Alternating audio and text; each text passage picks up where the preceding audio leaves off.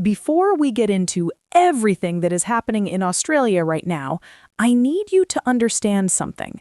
This video is not about whether you like Meghan Markle or you don't. This is not about picking sides. This is about something much more interesting than that. This is about what happens when a carefully constructed plan starts to come apart at the seams, in real time, in front of the entire world, and about what it means for two people who bet everything on a very specific version of their future.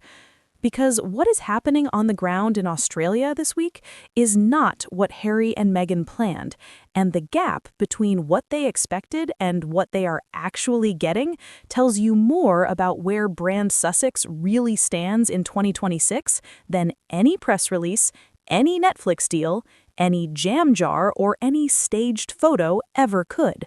So let's go through all of it, the whole story, from the beginning.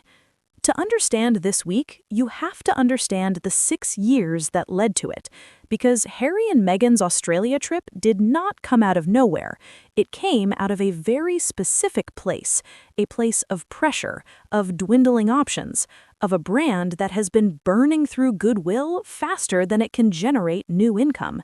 And to understand how they got there, you have to go back to 2020. January 2020, Harry and Meghan stood in front of the world and announced they were leaving. Not just stepping back from a few duties, leaving, moving to North America, becoming financially independent, and cutting ties with the institution. They called it a new chapter. They called it freedom. And for a moment, a brief, shining moment, the world believed them, or at least a significant portion of it wanted to. The first few years played out exactly as their supporters hoped. They landed a deal worth a reported $100 million with Netflix, they signed with Spotify, they bought a house in Montecito worth over $14 million, they launched the Arkwell Foundation, Meghan released a children's book, Harry wrote a memoir called Spare, they appeared on Oprah, they gave the interview that stopped the world. The machine was running. The brand was hot, and for a while it seemed like the gamble might actually pay off. Then, slowly, it started to unravel. The Spotify deal collapsed, hundreds of millions of dollars gone, their podcast, Archetypes, was not renewed, the Netflix relationship began to cool, their original $100 million comprehensive Netflix deal was downgraded to a first-look arrangement in 2025, Fox News' Meghan's lifestyle show With Love, Meghan, was not renewed for a third season, Netflix parted ways with her As Ever brand. A PR expert described their brand temperature in Hollywood as cooling, saying in that industry it is not about talent, it is about temperature. And then the personal rumors started. In February 2026, sources suggested the Sussexes had drifted apart professionally, with Harry reportedly finding Hollywood to be just a bore and turning his focus toward the Invictus Games and public speaking, while Meghan remained focused on her lifestyle brand and Hollywood connections. Glamour divorce speculation began circulating in tabloids. Neither commented, but the headlines were out there, doing damage regardless. So by the time March 2026 arrived, Harry and Meghan needed something. They needed a moment, a reset, a reminder of who they once were and what they were still capable of. They needed Australia. The announcement came in March, a 4-day trip, Melbourne, Canberra, Sydney. A mix of private, business, and philanthropic engagements. The PR framing was careful and thorough. Mental health, veterans affairs, community organizations, women's causes, all the things that Harry and Meghan are genuinely associated with. All the things that should, in theory, play well in the Australian media. But almost immediately, before a single flight had been booked, the problems started. A Change.org petition was launched stating that if Harry and Meghan came to Australia as private individuals, Australian taxpayers must not be expected to fund security, logistics, or government coordination. That petition pointed out that since stepping down from royal duties in 2020, Harry and Meghan no longer represent the crown and now operate private commercial ventures from the United States. That petition did not gather a few hundred signatures, it did not gather a few thousand, it gathered more than 46,000 signatures. The Royal Observer. 46,000 Australians signing a piece of paper saying, "We do not want to pay for this." Now, to be fair, 46,000 signatures in a country of 26 million is not a majority, not even close, but it is a signal. It is a very specific, very public signal that the goodwill Harry and Meghan might have assumed still existed in Australia, the goodwill from 2018, from the koalas and Bondi Beach and the pregnancy announcement, could not simply be withdrawn from the bank 8 years later as if nothing had changed. And then it emerged that the talent agency organizing Meghan's wellness retreat in Sydney had reportedly gone under with over $500,000 Australian dollars in debt. News Nation. Not the most reassuring thing to hear about the people running the event you're staking your reputation on. Politicians got involved. The Victorian opposition leader stated publicly that Victoria Police are there to provide security and safety for Victorians, and that any suggestion of officers being pulled off duty to provide security for Harry and Meghan's visit was absolutely unacceptable. A Libertarian MP added that if people want to spend thousands of dollars on former royals, that's fine, but Victorian taxpayers should not be on the hook to provide the security of millionaires. GB News. Millionaires. That's the word an elected official used. Not royals, not the Duke and Duchess. Millionaires. That framing tells you everything about how the conversation around this trip had shifted before it even began. In 2018, they were the future of the monarchy. In 2026, they're millionaires being asked to pay their own security bill. Harry and Meghan's team hit back. Their spokesperson dismissed the petition, describing it as unclear what it hoped to achieve, since the trip was being funded privately. But the security funding question never fully went away, because the reality of high-profile visits is that local police agencies do incur costs. The costs are real. The controversy was real, and no amount of careful wording from a spokesperson changes what Australians were reading in their morning papers. So the couple landed. April 14th, Melbourne. Qantas flight QF94 from Los Angeles. Business class, not first. Commercial, not private. A decision clearly made with optics in mind. Look, we are not using private jets. We are being responsible. We are normal people. On arrival, Meghan told well-wishers to call me Meg, shrugging off her formal title. International Business Times. Call me Meg. Think about that for a second. Here is a woman who has built her entire business empire, every speaking fee, every wellness retreat ticket, every jam jar and Netflix deal, on the fact that she is not just Meg, she is Meghan, the Duchess of Sussex. The title is the product. The title is what people are paying for. And on arrival in a country where the brand was already under pressure, the decision was made to downplay the very thing that makes the brand valuable. The atmosphere outside the airport was notably missing the roaring crowds that had greeted them during their first Australian tour in 2018. The couple were quickly ushered through a VIP exit into waiting private vehicles. The Royal Observer. No crowds pressing against barriers, no fans in tears, no children running forward with flowers, just vehicles and logistics and a convoy moving through Melbourne before most Australians had finished their morning coffee. Vox Pop interviews conducted in Sydney captured the public mood sharply. One man said they were very much about self-promotion and called them probably his least favorite royals. He added that the ongoing feud with their family was becoming pretty boring. Another interviewee admitted to being completely unaware of the visit, and a woman offered perhaps the most damaging assessment of all, saying, "Can I be honest and tell you I really don't think of them at all?" British brief. I really don't think of them at all. That sentence from an ordinary woman on a Sydney street is the one that should worry Harry and Meghan's team more than any petition, any politician, any critical editorial, because their biggest enemy in Australia is not hostility, it is indifference. Hostility at least means people are engaged. Indifference means the needle has already moved somewhere else. Now, to be balanced, and this matters, there were genuine moments of warmth on this trip. At Melbourne's Royal Children's Hospital, hundreds of patients and their families had assembled to greet the couple. Harry and Meghan devoted nearly 40 minutes to meeting the crowd, taking photographs, and chatting with young cancer patients in what became a 90-minute engagement that overran its scheduled time. GB News. The hospital's CEO described the visit as genuinely meaningful for staff and for the young people receiving care. That is real. That matters. Those children and their families were genuinely moved, and nobody who watched Harry sit with a young cancer patient named Hamish on the adolescent oncology ward can tell you that moment was manufactured or fake. Some things are exactly what they appear to be, and in this tour, among all the controversy and the body language analysis and the petition signatures, there were real human moments happening. But here's the problem with real human moments in the age of brand Sussex. They do not exist in isolation. Every genuine moment of connection gets filtered through 6 years of controversy.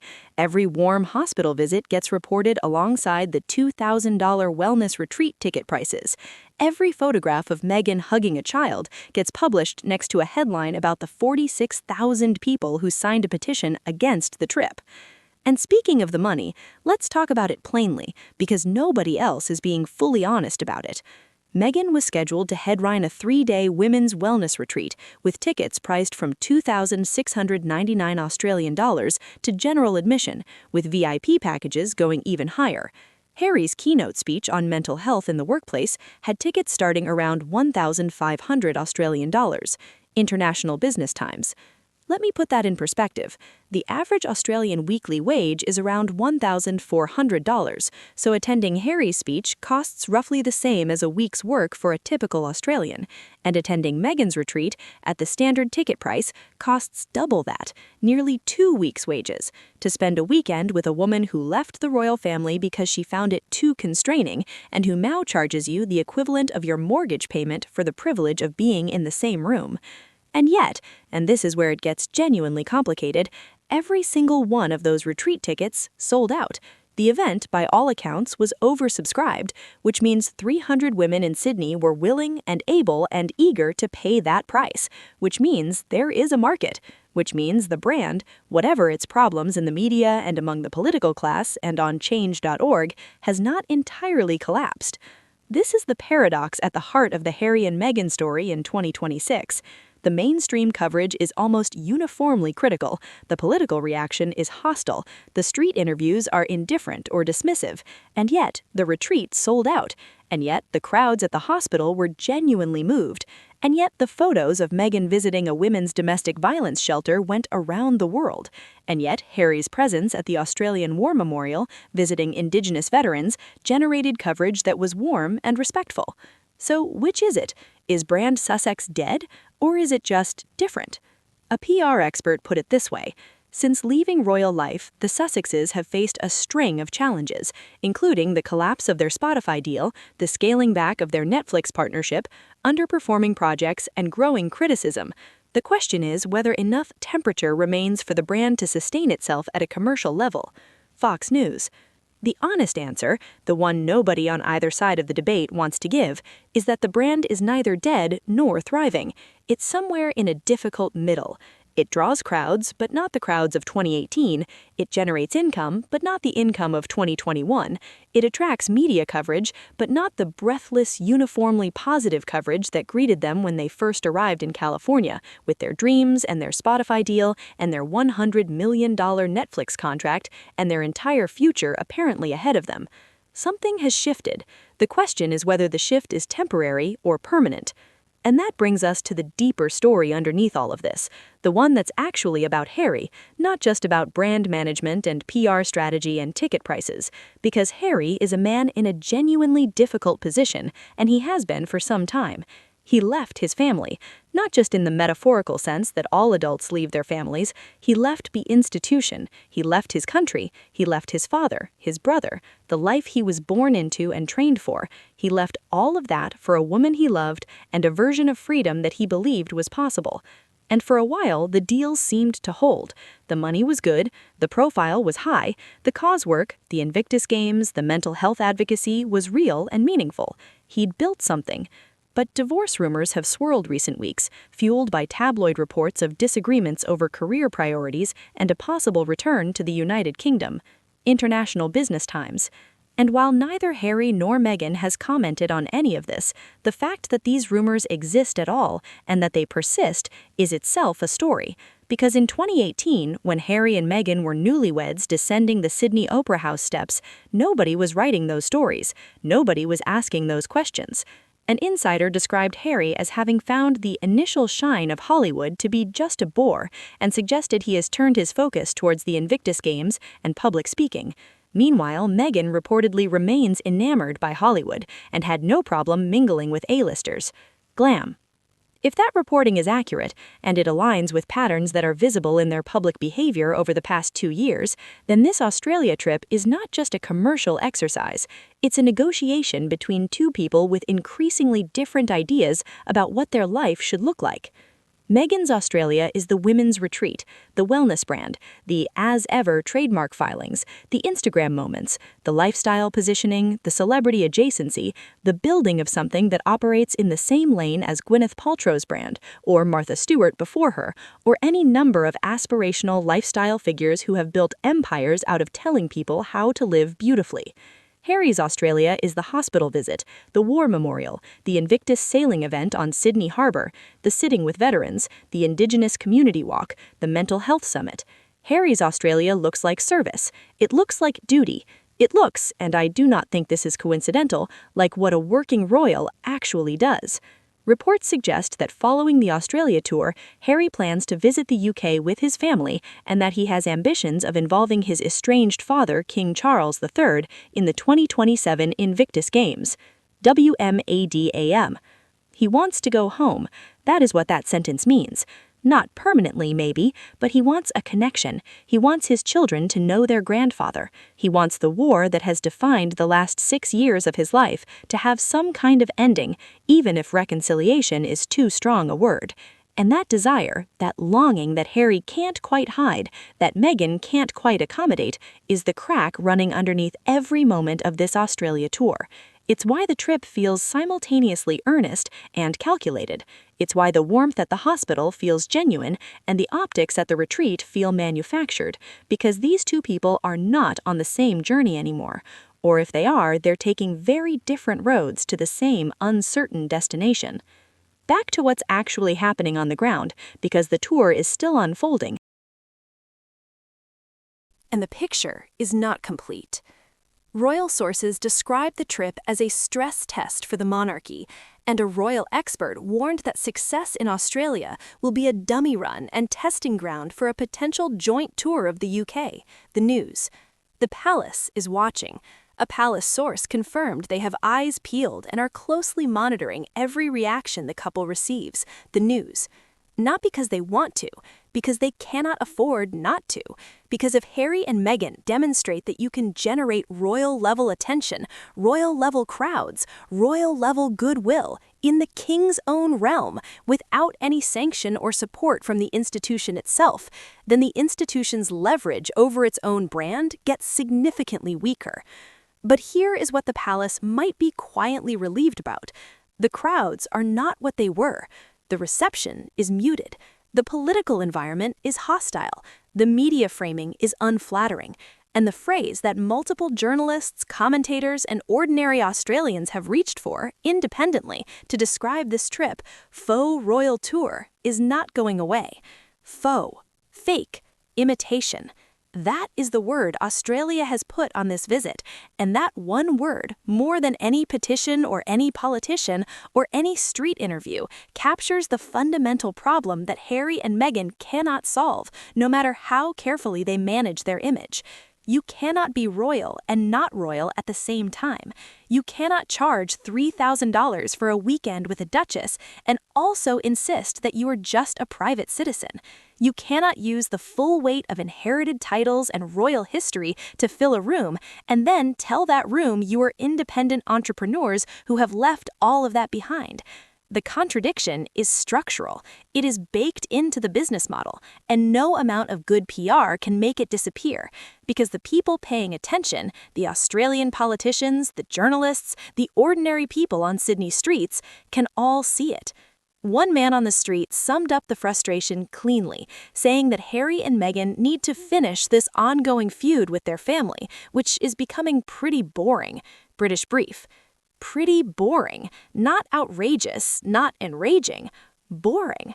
The feud that was once the biggest story in the world, the Oprah interview, the palace racism accusations, the Spare memoir revelations, is now boring a man in Sydney. That is a different kind of verdict than a petition or a political statement. That is the public slowly withdrawing its emotional investment.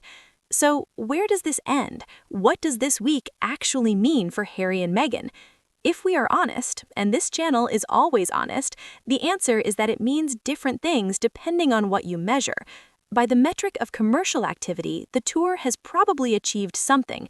The retreat sold out. As ever, trademarks are filed in Australia. A new market has been entered, at least tentatively. The polo drama for Netflix continues to be in development.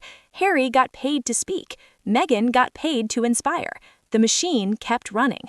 By the metric of public opinion, the picture is more complicated and less flattering. Critics accuse them of seeking royal-level attention and security without the accompanying duties or accountability. Supporters praise them for maintaining global profiles independent of the monarchy, while highlighting worthy causes. International Business Times. Both things are true simultaneously, and that tension is never going to resolve cleanly. By the metric of what this means for their future, their marriage, their children, their relationship with the royal family, their place in the world, this week is a data point, not a conclusion. It tells us that Australia in 2026 is not Australia in 2018. It tells us that the brand runs hot in some rooms and cold in others. It tells us that Harry and Meghan are still capable of genuine human connection and still capable of generating intense commercial interest, but that both of those things are happening against a backdrop of noise, controversy, and diminishing patience that is getting harder to manage with every passing year. The real question, the one that nobody can answer yet, is what comes next. Because this tour was supposed to be a launchpad. It was supposed to rebuild momentum after a difficult start to 2026. It was supposed to prove that Harry and Meghan could still do this independently, without the palace, without official sanction, on their own terms.